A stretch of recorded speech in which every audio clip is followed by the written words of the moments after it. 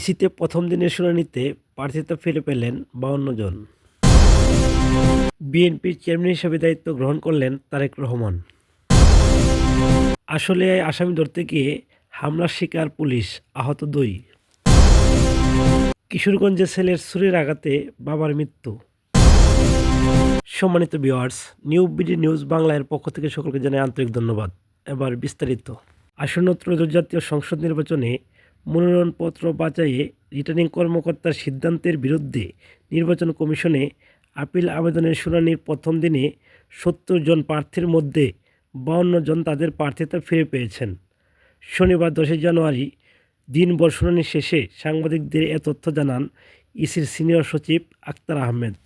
শনিবার ১ থেকে ৭০ নম্বর আপিল আবেদনের শুনানি অনুষ্ঠিত হয়। এর মধ্যে ৫২ জনের আপিল মঞ্জুর করা হয়েছে, ১৫ জনের আবেদন নামঞ্জুর হয়েছে এবং ৩ জনের বিষয়ে সিদ্ধান্ত পেন্ডিং রাখা হয়েছে। এদিন আলোচিত প্রার্থীর মধ্যে জামায়াতের সহকারী সেক্রেটারি জেনারেল হামিদুর রহমান আজাদ প্রার্থিতা ফিরে পেয়েছেন। তিনি কক্সবাজার ২ আসনে দাঁড়িপাল্লার প্রার্থী। ঢাকা ৯ আসনের স্বতন্ত্র প্রার্থী তাসনিম জারাও প্রার্থিতা ফিরে পেয়েছেন। বিএনপি চেয়ারম্যান হিসেবে দায়িত্ব গ্রহণ করেছেন তারেক রহমান। শুক্রবার ৯ জানুয়ারি রাতে রাজধানীর গুলশানে বিএনপি চেয়ারপারসন রাজনৈতিক কার্যালয়ের দলের স্থায়ী কমিটির সভা শেষে একথা জানানো হয়। স্থায়ী কমিটির বৈঠক শেষে বিএনপির মহাসচিব মির্জা ফখরুল ইসলাম আলমগীর গুলশান কার্যালয়ের সামনে সাংবাদিকদের বলেন, দলের গণতন্ত্রের বিধান অনুসারে ভারপ্রাপ্ত চেয়ারম্যান তারেক রহমানকে বিএনপির চেয়ারম্যানের দায়িত্ব দেওয়া হয়েছে। তারেক রহমানের উত্তরবঙ্গ সফর আপাতত স্থগিত করা হয়েছে বলেও জানান মির্জা ফখরুল ইসলাম আলমগীর। ঢাকায় আশুলিয়ায় আসামি গ্রেপ্তার করতে গিয়ে হামলার শিকার হয়েছেন পুলিশ সদস্যরা। এই ঘটনায় আহত পুলিশ সদস্যদের উদ্ধার করে স্থানীয় হাসপাতালে চিকিৎসা দেওয়া হচ্ছে। শুক্রবার ৯ জানুয়ারি রাত ১০টার দিকে আশুলিয়ার বাংলাবাজার এলাকায় এক ঘটনা ঘটে।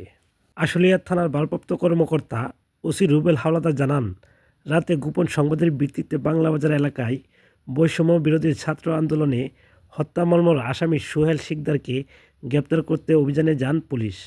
এ সময় আসামির সহযোগীরা এসআই মনিরুল ও কনস্টেবল ফারুকের উপর দেশীয় অস্ত্র নিয়ে হামলা চালায়। পরে স্থানীয়রা আহত পুলিশ সদস্যদের উদ্ধার করে হাসপাতালে ভর্তি করেন। অভিযুক্ত সোহেল শিকদার নিষিদ্ধ ঘোষিত সংগঠন যুবলীগের স্থানীয় ওয়ার্ড পর্যায়ের সাংগঠনিক সম্পাদক।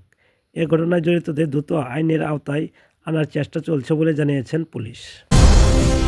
কিশোরগঞ্জ জেলার কটিয়াদী উপজেলায় পারিবারিক কলহের জেরে বাবাকে ছুরির আঘাত করে হত্যার ঘটনা ঘটেছে।